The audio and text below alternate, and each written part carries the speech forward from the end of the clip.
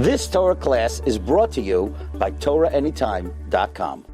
Okay, Bruchim Abam, welcome to the Kollel Igud de Perka here in Kew Garden Hills, New York. Already in its second decade. And whatever locations you saw last night, they came after us. Just remember that. Okay, so Parshas Toldos. So Rivka's waiting many years to have a child, and Yitzchak davened for her, and finally she conceived, and she's expecting, and the children are struggling, they're kicking. And she can't take it anymore. If so, what do I need this for? So she goes to seek out Hashem. So the first question is, what does it mean the kids were kicking, and therefore she said, if so, what do I need it for? What did she expect? She thought that having a child would be like going for a massage. She thought it was going to make her life more pleasant. She thought it was going to be a walk in the park. That's what children do. That's what kids do. That's what pregnancy is all about. Ever since Chava ate that first fruit, pregnancy was not the most pleasant experience. What exactly did Rivka think it was going to feel like? She said, if so, what do I need this for? So we're all familiar with what Rashi brings from Chazal, that this ritza, this struggling, was that when she was passing by a house of Avodah Zarah, somebody was kicking to come out. And when she passed by the Pesach of Torah of Shem Ve'ever, Yaakov was kicking to come out. And she didn't realize that she was she was having twins, so she figured she's having one kid who's schizophrenic or something. One kid who can't make up his mind. Does he want to go to Avodah Zarah? Does he want to go to learn? So this was very disturbing to Rivka. So she needed consolation. She wanted to understand the meaning behind this. What was in store for her progeny? So the pasuk continues, Vayomer Hashem la. God said to her. By the way, Rashi learns, God said to her, Al Yidei Shliach, Rashi says, through shame. Why doesn't Rashi learn the pasuk Kipshuta, God said to her? Because Rivka was not a Neviah. If you look in the Gemara in Megillah, Daf Yadalid, it lists the 7 Nevios. Rivka was not one of them. Sarah was a Neviah. By the way, does anybody know, how many times did God ever speak to Sarah in the Chumash? Once. And what did he tell her? You laughed. That was her Nevuah. You laughed. You laughed. That was her prophecy. But Rivka was not a Neviah. Rachel was not a Neviah. Leah was not a Neviah. So therefore Rashi has to learn by Yomer Hashem la, Yidei Shliach. That's what the Chesed Avram says, Pshan Rashi. So God sent her a message. Shnei goyim b'vitneich. 2 regimes are in your womb. Ushnei le'umim. 2 nationalities, mimeyayach yiparedu, will separate from your loins. One will be stronger than the other. The older one will serve the younger one. Rabbi Yosef Chaim Sonnenfeld says that was like, when a woman is pregnant and she has a craving on Yom Kippur, so we whisper in her ear, it's Yom Kippur. So Rabbi Yosef Chaim Sonnenfeld learns, this was like a whisper we gave because the kids they were at each other's throats. Yaakov wanted to go for it, Esau wanted, so we whispered, relax. The one who goes out first is going to serve the smaller one, so they backed off. Once they heard V'rav Yavot Tzoyer, they calmed down a little bit. Anyway, that's how Rabbi Yosef Chaim Sonnenfeld learns. But let's think about what's happening over here. Rivka is very disturbed. She's very distressed. She thinks she's going to have one child who can't make up his mind, who's wishy-washy, who is running to go to the Beis HaMedrash, who's running to go to the house of Avodah Zarah, and she doesn't understand what kind of child she's going to have. So listen to what they tell Rivka. You know what they tell Rivka? Don't worry, relax, everything's going to be great. One child is going to be the Gadol Hadar, and the other child is going to be a mass murderer like Hitler, and he's going to bring inquisition, pogrom, and all Jewish tragedy will come out from your other child. Baruch Hashem, Basura Taiva. Whatever she was worried about, exactly what calmed her down when she heard Shnei Goyim B'Vinech. So now she has a picture. One kid is going to be the Tzaddik Hadar, and the other kid is going to bring all Jewish misfortune. What exactly relieved Rivka when she heard that she's going to have an Esav? So comes Rashi, and Rashi said, oh, you know what relieved Rivka? Listen to this. Shnei Goyim B'Vinech. Goyim Geyim Ksiv. K'moy Geyim. Majestic, regal personalities. Who are we referring to? Elu Antoninus Rebbe. This refers to Rebbe and Antoninus. Antoninus referring to Marcus Aurelius Antoninus, who lived from 161 to 180 of the Common Era. You know what's so special about these individuals? Shaloi pasku me'al shulchanam leitznoin v'loi chazeres. There never was removed from their table not radishes and not lettuce. They ate their veggies. So Rivka said, Baruch Hashem, I'm going to have descendants who eat a lot of vegetables, right? You like vegetables, right? So, therefore, Loi b'mois hachama, v'loi b'mois hageshamim. So Rivka said, Baruch Hashem, Yiddish nachas, kinderlach that eat lettuce, kinderlach that eat radishes, and the story ends happily ever after. So this is a very difficult episode. Certainly Rivka had what to be scared of. She didn't know the direction of her child. Would the child turn to the right, to Torah? Would the child turn to the left? And she seemed to have understood that she was going to have an Esav, which is hard to imagine what exactly relieved her when she understood she was going to have an Esav. And it seems that the relief she had is because they told Rivka, understand Rivka, that even though you're going to bring Esav into the world, but there is a redeeming quality in Esav. What's the redeeming quality of Esav? Marcus Aurelius Antoninus. Now, certainly, he was a great benefactor of the Jewish people. But if we were to think about important Gerim that emerged from Esav, I don't think that Marcus Aurelius Antoninus, who, by the way, we don't have any evidence yet that he even did convert, yet, would be the top of the list. Certainly there have been many great converts from Esav. You have Nero Caesar, when he was about to destroy the Beis HaMikdash, he ran away, he fled, he converted, and who came from Nero Caesar? Meir came from Esav, and Shmaya Avtalion came from Esav, and Onkelos Hager came from Esav. But Marcus Aurelius Antoninus, you would not have thought would have been top of the list, that this would be the most important person that came from Esav. And it seems that no. That when Rivka was worried, when Rivka was concerned, and she was disconcerted, what relieved her was the fact that out of her would come Rebbe and Antoninus. So what is the meaning of this? Now we know that Rebbe and Antoninus had a very unique relationship. We're again talking about Marcus Aurelius Antoninus, whose father was the previous emperor, Antoninus Pius, who adopted him and then took him as a son-in-law. Now, Antoninus Pius, in contradistinction to his predecessors, was a person of exceptional kindliness. And Rabbi Victor Miller, in his book Exalted People, writes that even looking at the features of his face, you see a benevolence which was far into the faces of other emperors. And Marcus Aurelius Antoninus wrote a book which has not been published by Art Scroll yet. It's called Meditations of Marcus Aurelius. But he exceedingly loved to engage in the study of wisdom. And Rav Miller suggests that he was inspired by reading the Greek translation of the Bible.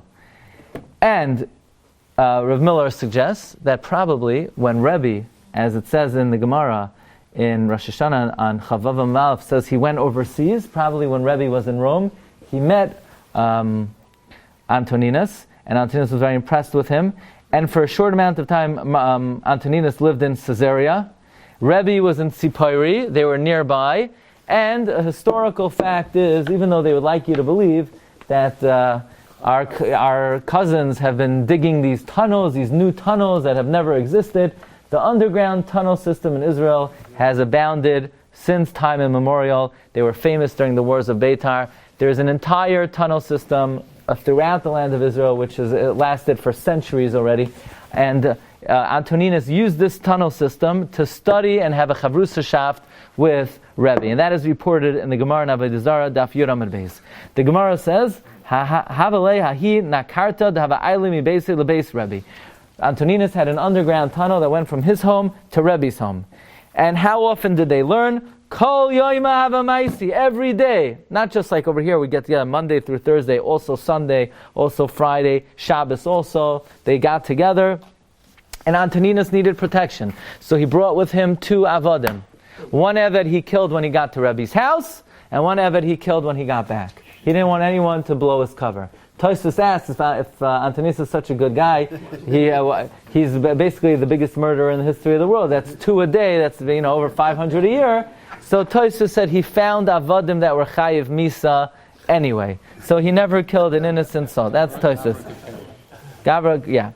So anyway, Antoninus told Rebbe, do me a favor when I come to learn, I don't want anybody there. Nobody should know about it. So one day he comes, and sure enough, someone's standing there, Rabbi Chanina Bar Chama.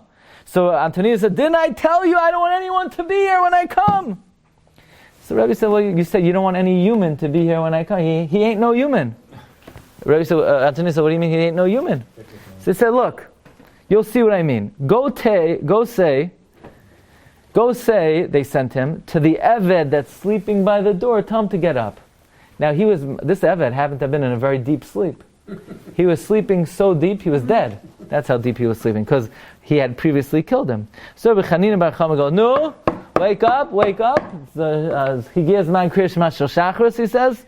So the guy didn't wake up, and he realized that he was dead. So now Rabbi Chanina ben Chama has a big dilemma. He says, what should I do? To go and tell Antoninus that he's dead. There's a rule when you're sent on a mission, you're not allowed to come back with bad news.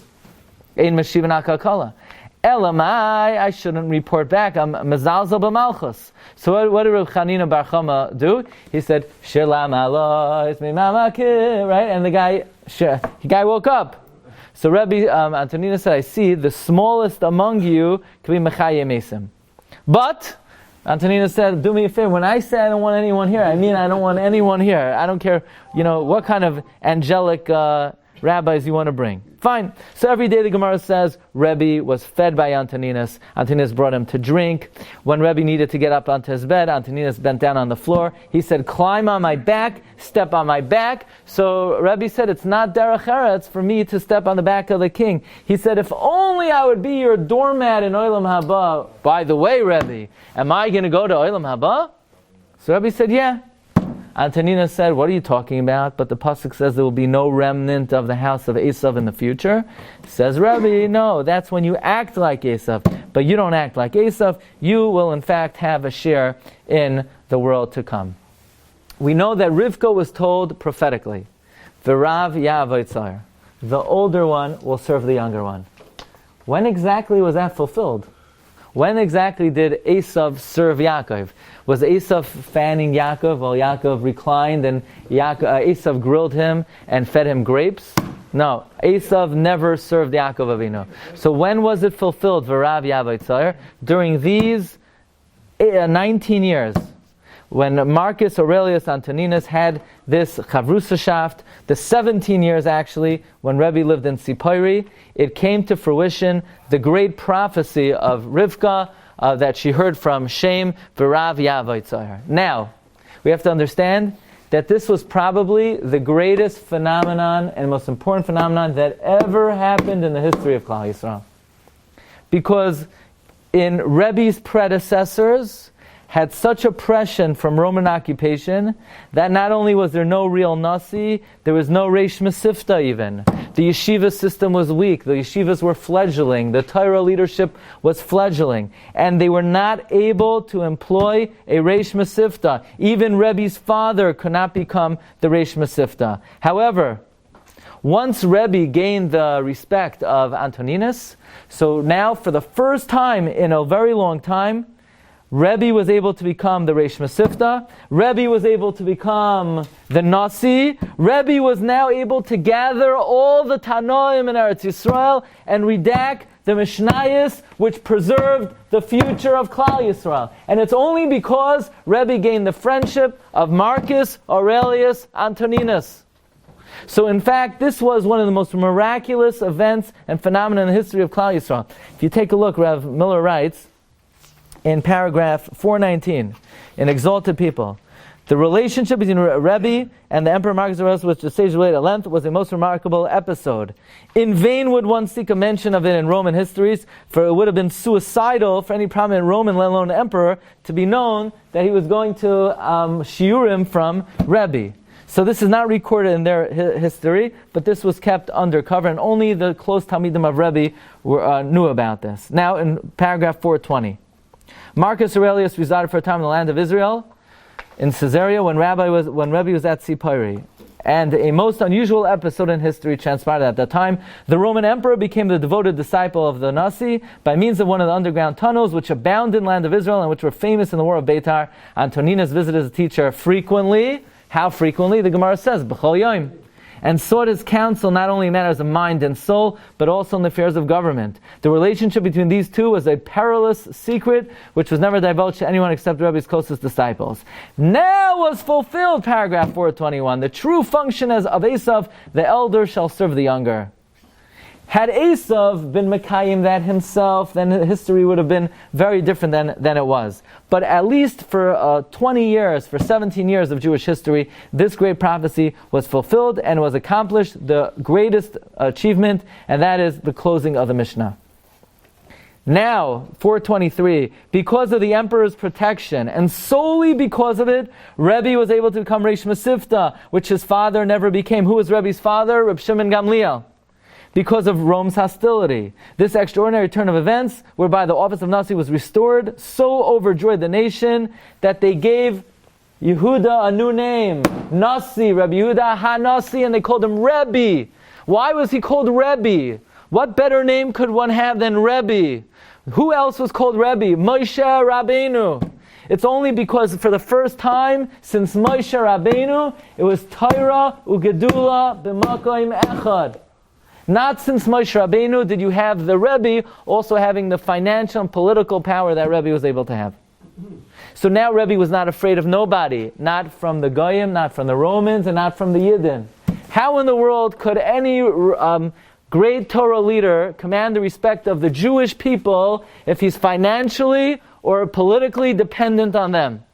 How in the world could any rabbi have any influence if they are paying his salary? How could any Rosh Yeshiva have any influence if he has to come on and take government money? It's impossible.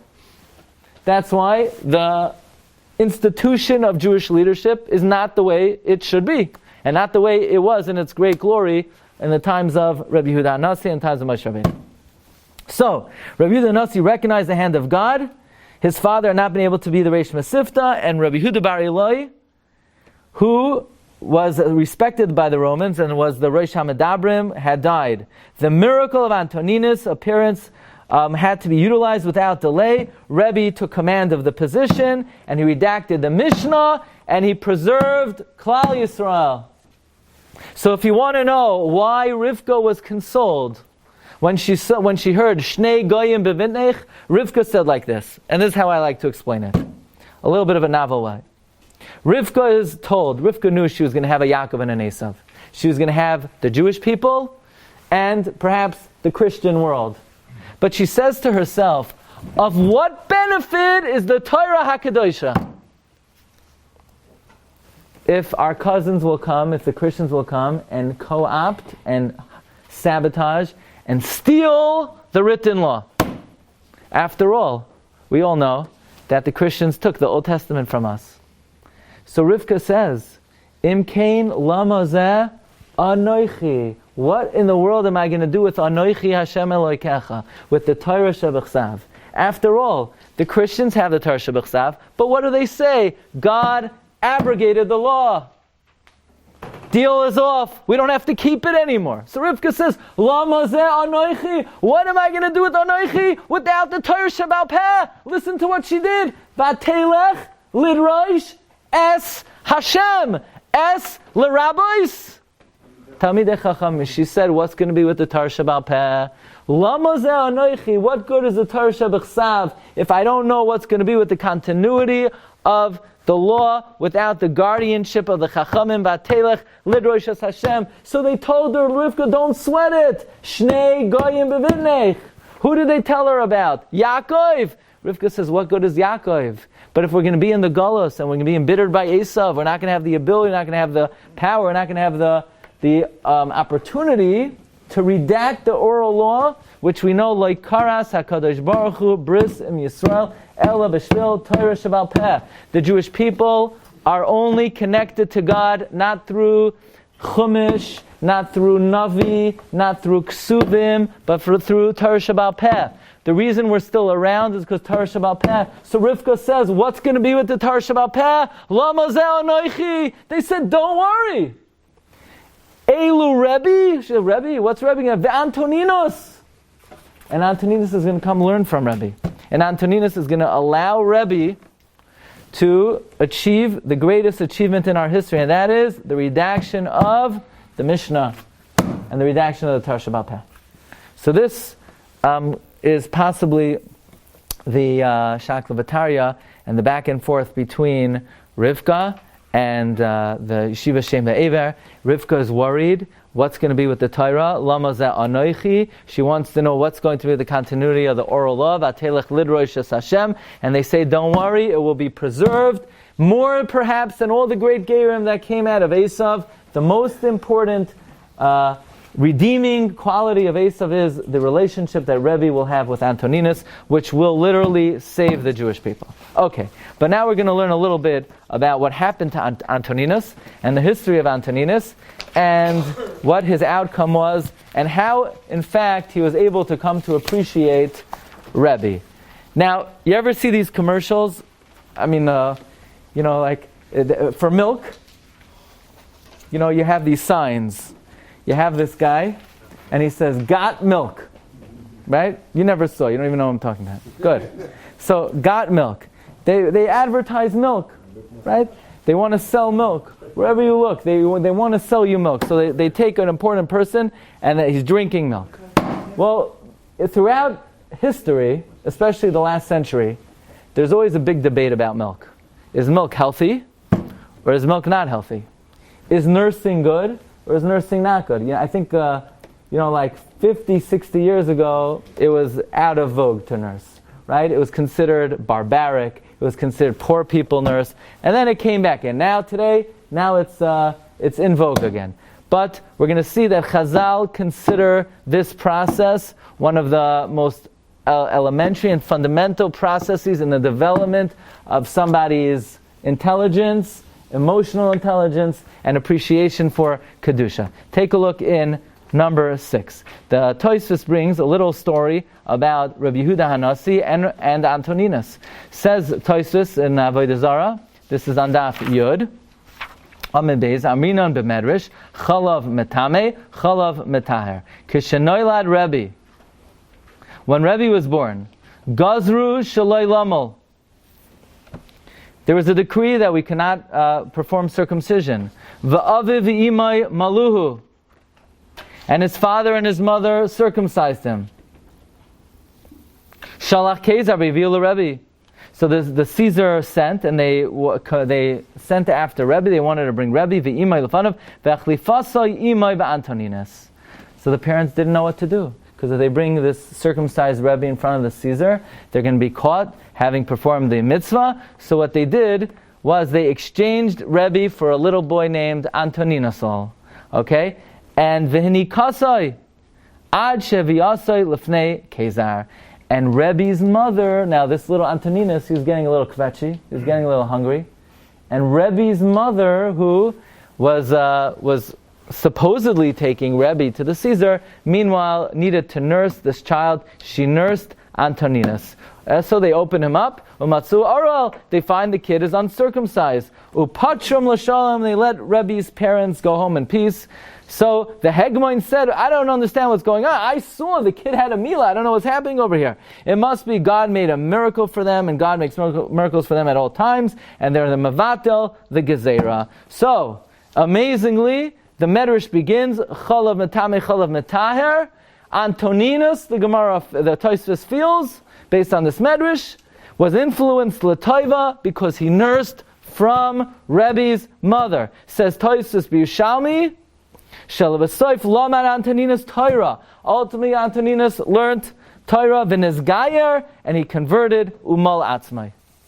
So we see from this Medrash that what inclined the heart of Antoninus to be perceptive to Kedusha and to learn Torah was the fact that he nursed from the mother of Rebbe. Now, in the Menorahs Hamar of Rabbi Yitzchak Abuhav of 4th century Spain, he brings, 14th century, he brings, and the Menorah has been translated into many languages, Yiddish, Ladino, German. He brings a little bit of a more extensive account of this medrash. He says, one time the Malchus made a decree, and they abolished Milah, and at that time Rebbe was born. So Reb Shimon Gamliel, his father, said, look, we got to circumcise our kid, and these Gentiles, whatever will happen, will happen. How can we mevatel the Gzera of Hashem and fulfill the Gzera of this king? So the Sar found out about it, and he calls Reb Shimon Gamliel, and he says, look, I respect you, you're a good man, but what could I do? The king made a decree, I have to bring you in front of the king, and the king will do what he wants to do. Says the Menorah Samar, they're traveling, and they get to a hotel, and they get to the father of Antoninus had a hotel chain. That was like the first Howard Johnson, and at that point of time, the Rebbe and Rebbe's father, Shimon Gamliel, and his wife, they go into the room and they hear a little baby crying, and they call out Mazel Tov in Greek, and sure enough, little Antoninus was just born.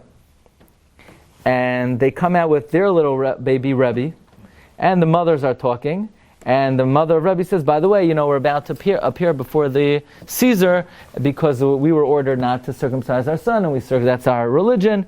So the mother of Antoninus took a liking to the mother of Rebbe, and she said, look, I'll do you a favor. You leave me your kid, who is circumcised. I'll give you my kid, who is not circumcised, and you'll save your soul, you'll save the life of your son. So, v'kachava, they appear before the king.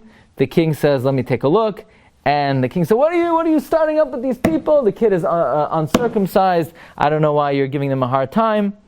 And they said, Adonenu HaMelech, we could testify this kid yesterday was circumcised. But the God of the Jews, whenever they cry out to him, he answers, like the Pasuk says, they quoted chapter and verse, Mi kashem leikeinu b'chol kareinu elav. Anyway, they go back to the hotel. They come over there, and they said, look, if God made a miracle for your son through our son, let's make a deal that our kids will be friendly forever. They're going to have play dates together. They're going to play with. They're always going to be friendly. Says the Menorah Hamar, as a schar for the milk that Antoninus nursed from the mother of Rebbe, he was zoiche to learn Torah and to meshamish tamei chachamim and to become the emperor of Rome and to get olam hazeh and to get olam haba. So if you ever wanted to advertise the importance of milk, you put a big poster of Antoninus, got milk, and you see the success of where milk brings you to. According to Tosfos, according to Menorah Hamar, all the success, basically, we owe the whole Torah that we have today to the milk that Rebbe's mother nursed Antoninus. The Megala Amukos takes this even further. He says, we know the Megala Amukos wrote 222 Perushim on the Pasuk, 222. And in his 83rd Perush, he says, what was Moshe Rabbeinu davening for? When he prayed, Ebrana, he foresaw the generation of Rebbe and Antoninus, that they outlawed Milah. And the Khazar wanted to see this little child Rebbe. And instead they brought Antoninus, and because of that Rebbe was saved. This was the tefillah of Moshe. Ebrana. Ebra stands for Antoninus, Orel, Bris, Rabbeinu, HaKadosh. Obviously. Ebrana, Antoninus, Orel, the uncircumcised Antoninus, saved the Bris of Rabbeinu HaKadosh. Therefore, he's called Rabbeinu HaKadosh. Now, Megala Mukos is Megala. Says Megala Mukos, because Antoninus is the Gilgal of Esav. So now, it's not just, so you may ask, if Rivka was told, V'rav Yavoy Tzoyer, so why didn't it happen to these children, Yaakov and Esav? The answer is it did. Antoninus is the Gilgal of Esav. Rebbe is a spark of Yaakov Avinu. That's why he's called Rebbe Yehuda Ha-Nasi, Nitzutz Shel Yaakov Avinu. What kind of name is Nasi? Why do you call him Nasi? Why don't you call him Prime Minister? The answer is because Nasi is Rashi Tevos, says Megala Mukos, Nitzutz Shel Yaakov Avinu. Why do we call him HaKadosh? Because what bracha did he compose? The first one is Magen Avraham. Gvuros is Yitzchak. But Rabbeinu HaKadosh is Ata Kadosh v'Shimcha Kadosh. That's for Yaakov Avinu. And therefore, says in Megala Mukais, Moshe Rabbeinu was Nispalel El Brana Antoninus Esav Bimei Rabbeinu Hakadosh Na Nitzutz Echad. Rebbe and Antoninus were one spark, because since they came from Yaakov and Esav, Yaakov and Esav were twins, and Rashi says in the Parsha, twins come from one tipa that's split up, so therefore they're considered Nitzutz Echad. By the way, Avraham Avinu is which midah? The midah of Chesed. Yitzchak Avinu is the midah of Gevura. And what's Yaakov? Tiferes. Tiferes. Tiferes. So, yeah, Tiferes. Yeah? That's why Rebbe, when he makes his first appearance in Pirkei Avos, what's the first thing Rebbe says? Rebbe Omer, Rebbe, who's the Gilgal of Yaakov, who is the midah of Tiferes, Rebbe says, Eizahi derech yeshara sheyavar la'adam, koshi Tiferes lo'isea, v'Tiferes lo'i min ha'adam. Well, the Ben Ish Chai takes us even further. When we say that every day Antoninus served Rebbe, the Chida brings that Antoninus is the good of Esav. And Rabbeinu HaKadosh was the nitzitz of Yaakov Avinu. And therefore, they wanted to fulfill what pasuk? V'rav yavo tzayir. So Antoninus is getting down on all four, and Rebbe is climbing up on him and stepping on his back. So what does Rebbe say to him? Lav oirach aretz, not derech eretz. You know what Rebbe was saying? It's very nice, all of these Kabbalistic secrets that you're Esav and I'm Yaakov and I need to step on you, but it's not derech eretz. Maybe in Dinei Shamayim I need to step on you, but down here in this world we need to live with our feet on the ground. I can't be abusing you if you're the Melech, even if I'm Yaakov and you're Esav. And Antoninus said, no, halavai I should be your doormat in Olam Haba. Yes, we do need to do this. By the way, the Ben Ish Chai learns that later on in history, when Yaakov and Esav join up, Parshas Vayishlach, and Yaakov says, Nisa v'neilecha ve'elcha l'negdecha. What does Esav mean when he says, we're going to travel and go and I'm going to walk opposite you? What Esav is saying is, we're going to leave Olam Hazeh, and we're going to come back in this world. And in the second time around, I'm going to go with you, I'm going to serve you as Antoninus serves Rebbe. And then he says, Atziga na imcha, I will station with you. Na, Esav was saying, Nefesh Antoninus, that's what I have to give you. Esav tells Yaakov Avinu. So again, this is all foreseen or prophesied, and if Heim lo yadu, if they didn't realize this, Mazlam yadu, that ultimately the nevuah of Yeshiva Shem Ve'ever, of V'rav Yavo Tzayir, would be fulfilled in this great era in the years 161 CE to 180. Now here's an important question. People always want to know about their kids. Are their kids more like them, or are their kids more like their wife? So usually it depends on the kid, and depends how well the kid is behaving. But are children more like their father, or are children more like their mother?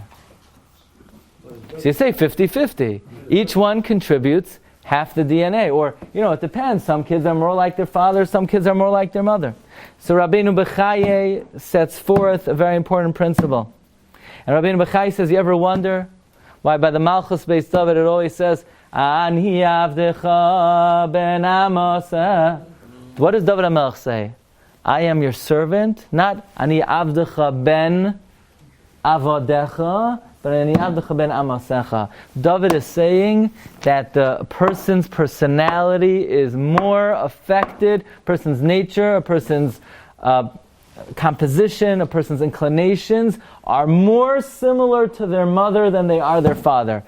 Not in every case, but in most cases. Not completely, but majority. Does that mean a person is 80% like their mother, or 51% like their mother? I don't know. Somewhere in between.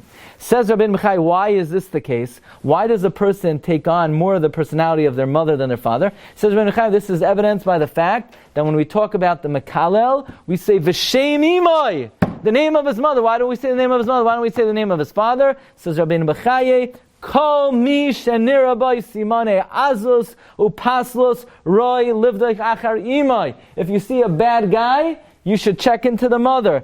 Ki ein safek, that there's some problem with the mother. And vice versa. V'tam hadavar. Why do we blame the mother Either way, in other words, the direction of a child, the nature, the mahus, the essence of the child is more connected to the nature of the mother. The answer is, okay, this is not, I'm not commenting on kashrus. You ask your local Orthodox rabbi, but I don't drink anything. But there are people out there, they love alcohol in a cherry casket. And I'm telling you, you could drink it, you can't drink it. But people enjoy it.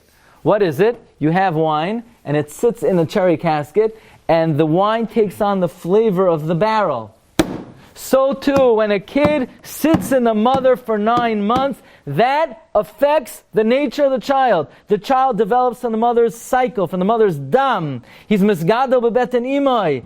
Also, says Rabbi Mechaye, the child nurses from the mother. The nursing from the mother is what gives the nourishment of his emotional personality, and therefore the child takes on more of the characteristics of the mother than the father. Says Rabbi Mechaye, Yischayev sheyia tivoi nikshar b'teva ha'im yoisim b'teva av umasav doimim l'masei ha'im yoisim mashadoim l'oisav.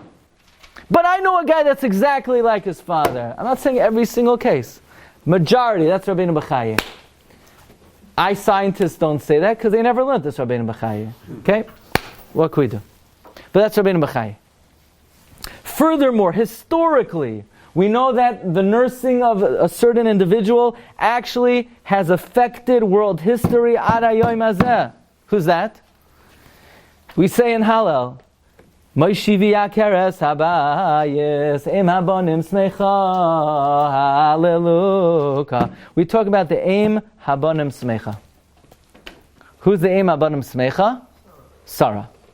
But here's the problem. You want to say Eim Haben Smecha, but Sarah only had one kid. So says the Psikta Rabasi.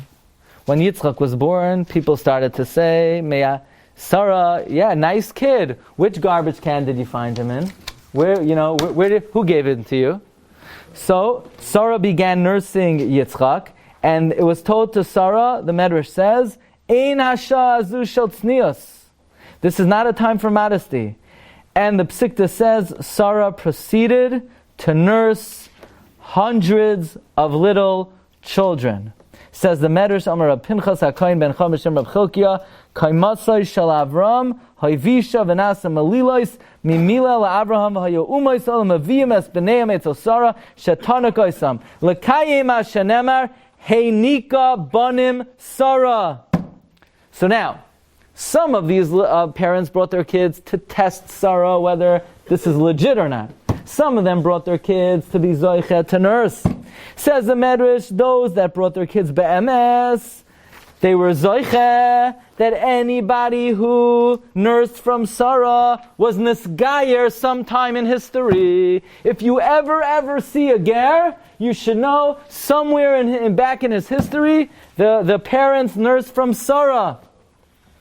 Those that went to check Sarah are great in this world. Nobody lost out, says the Medrash. Kol yarei shamayim sheyesh ba'olam min oisam sheyinkum min chalav shel Sarah. Kol and anybody who nursed from Sarah, even to test her, nizgadlu ba'olam hazeh.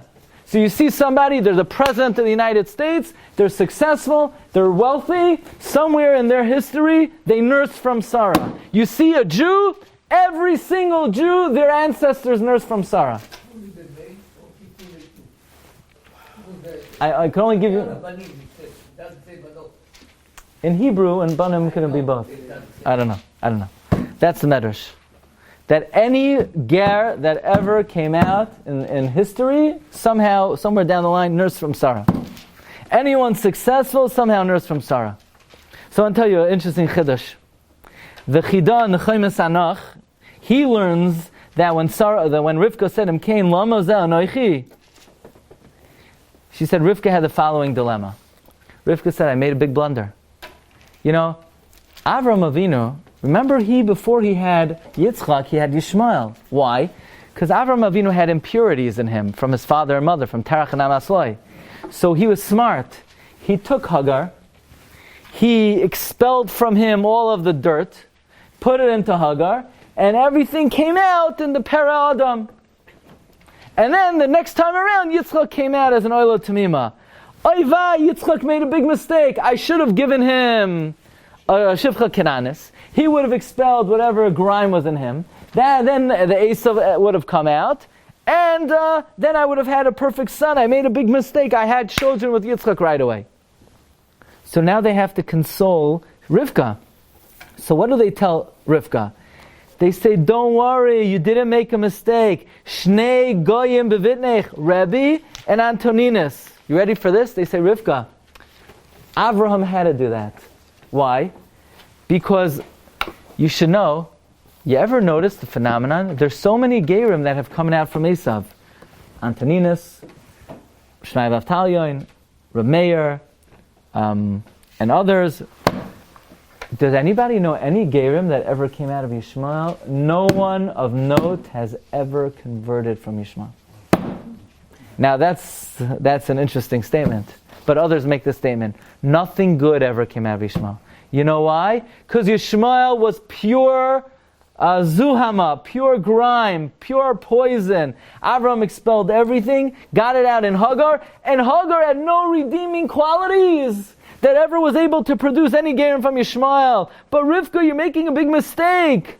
The fact that Esav was in your womb, like Rabbeinu Bechaya says, and he took on the cherry casket of the Tzaddikas Rivka, so that influenced him that even though he was a Rasha, but he still had Kedusha Bepiv, Kitzayid Bepiv, and therefore out of Esav comes many, many Gerim. Why? Because as opposed to Hagar, Yishmael was in the womb of Hagar, but Esav was in the womb of Rivka. So despite the fact he was a Rasha, but that Avira of Kedusha influenced him greatly, that Gerim came out. But we could add that there's another reason why great Gerim have come out of Yitzchak, out of Esav. Because Esav nursed from Rivka. And just like anyone who nursed from Sarah, either they became Gerim or they became successful. Certainly, if the milk that Antoninus nursed from the mother of Rebbe made Antoninus appreciate the Torah and convert, certainly the Chalav HaKadosh that Esav nursed from Rivka certainly had a big influence him, as opposed to Yishmael who nursed from Hagar. So says the Chidah, nothing ever came out of Yishmael. Yeah, the fact that Yishmael did tshuva is somewhat of an enigma to me, but I don't know. The term times that the Abraham took Hagar back. When he took her back? Yeah. Torah. Keturah, correct, yeah. Yeah. But he put it always to the... So you mean why the kids after were... Yeah. You see there's a common Ishmael, where he put it everything wrong, when he took it back. I don't know. I hear it. Good question. I don't know. Okay, so we move on, and let's discuss the following. Something very interesting. Because on the one hand, Rabbi say, Rebbe, Antoninus was affected l'toiv by nursing from Rebbe's mother. But how about Rebbe? Let's discuss this. The Shvilei Pinchas, in his Likutei Ma'amorim, Tavshin Samachtes, he says an amazing pshat based on what we learned. That when they told Rivka, Shnei Goyim Bevitnech, Elo Antoninus for Rebbe, that what does that refer to? They said to her, don't worry. They said, you're going to have two great regimes, Antoninus and Rebbe, which Tosfos brings down that in the merit that Antoninus nursed from Rebbe's mother, that inclined him for Kedusha. Let's look at Esav for a moment. Let's look at the guy. What color is he? What was his color scheme? You know, what did his room look like? Probably his mother put red wallpaper and a red diapers, right? Why? Because he's an Admoini. The Bereshis Rabbah, it says, Admoni Amar Rav Abba Bar Kahana, Ki'ilu Shoifech Damim. You look at him, you see he's a murderer. In fact, the Arizal says, he's Bechinas Dam Tameh, Besoid Hu Edoim. He eats red food, he wears red clothing. Everything about him is dam, dam, dam, dam.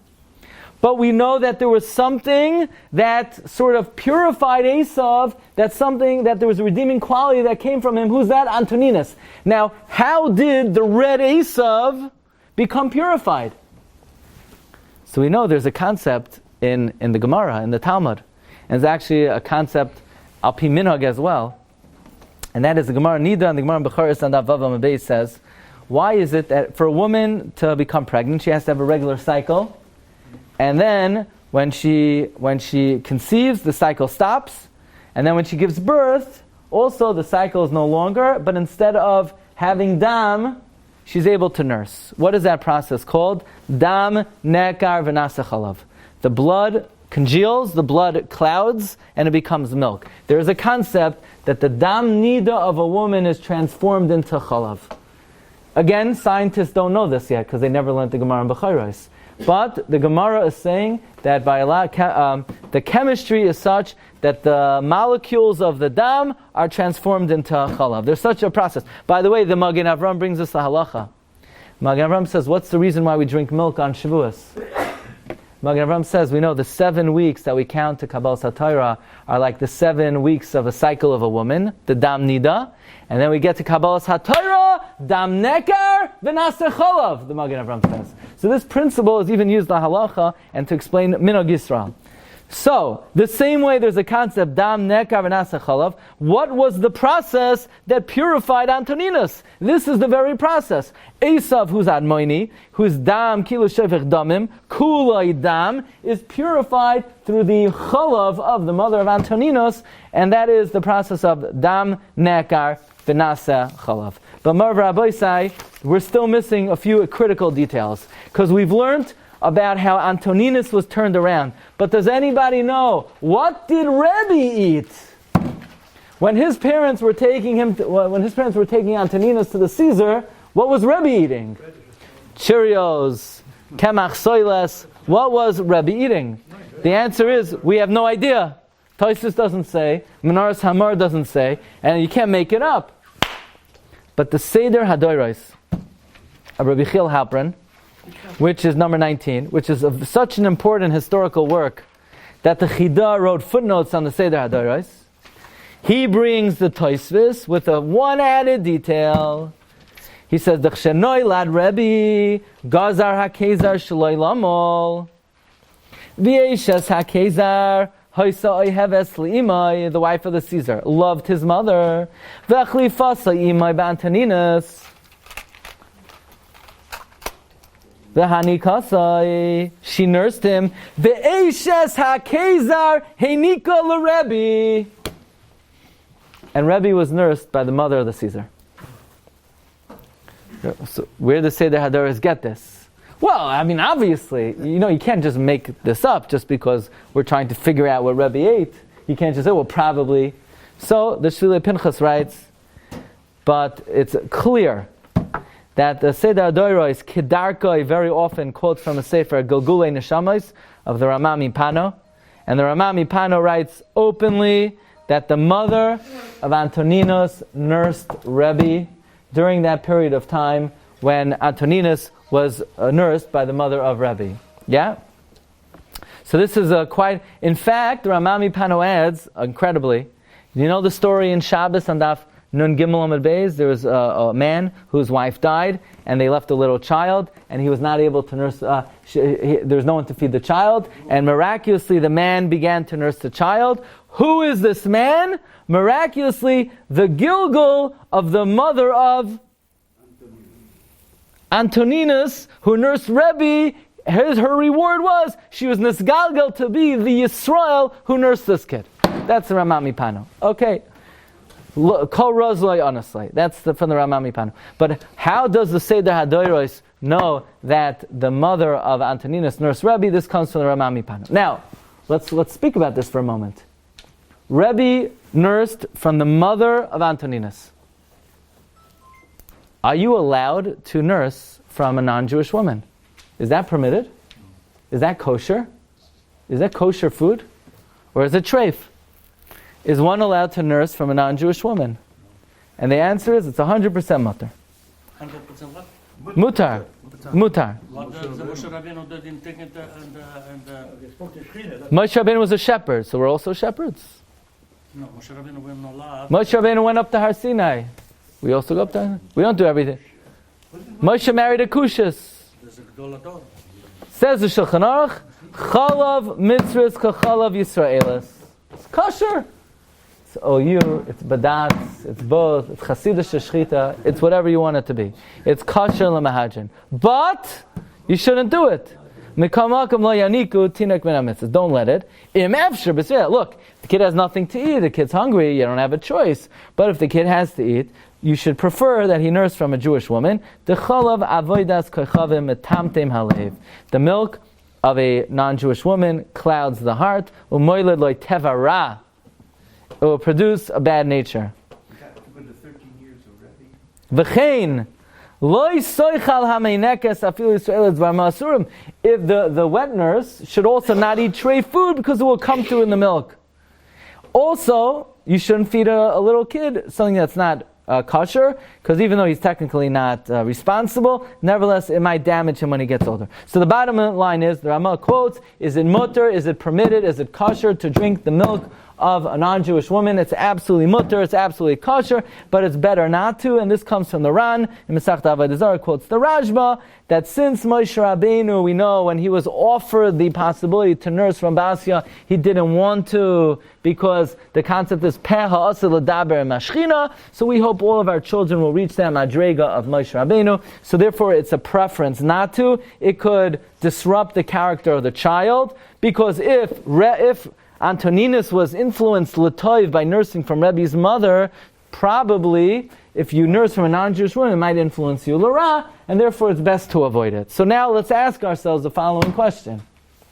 Why would the Mesabev Sevivos, why would the Hashgacha al Yoina have it such that Rebbe Yehuda Hanasi, Rabbeinu HaKadosh, should have to be in such a situation where he was forced to nurse from the mother of Antoninus? After all, I'll tell you a little secret, friends.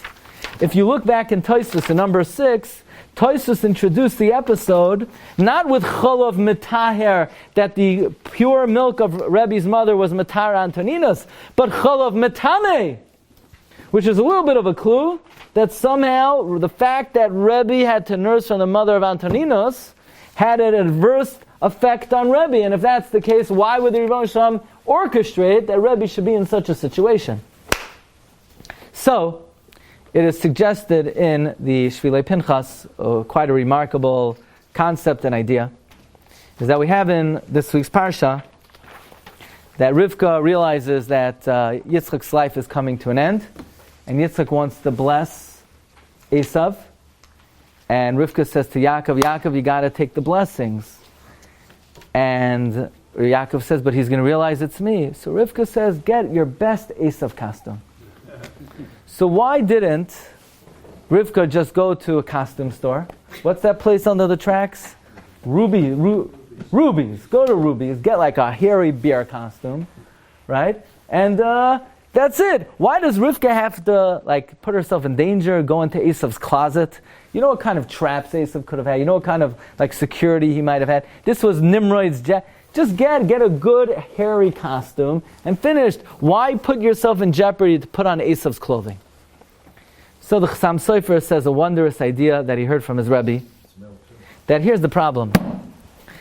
Rivka goes to Yaakov. Yaakov's the Ishtam. Yaakov couldn't say a lie. You could pay him, you could hit him. He can't bring himself to say a lie. So, but Yaakov's going to have to go in front of Yitzchak. He's going to say, is that you, Esav? And Yaakov's going to have to say, yeah. So then that's all over. You know? Yaakov has to learn to lie. It's impossible for someone like Yaakov. But we know that clothing influences you. The only way that Yaakov could pull this off is if he puts on Esav's begadim. That will be mashbi on him a little bit l'ra, that at least under these circumstances, l'dvar mitzvah, zahira shah of Eis lasos l'Hashem, says the Chassam Sofer, he'll be able to be meshaker to save Klal Yisrael. Because Eis lasos l'Hashem, heifiru tayrasecha. The only way for Yaakov to be heifiru tayrasecha is to put on the big day Esav. So Rebbe has a problem, because the most important thing that Rebbe would ever have to do would be to be Heifiru Tarasecha. Because are you allowed to write down the Torah Sheba'al Peh?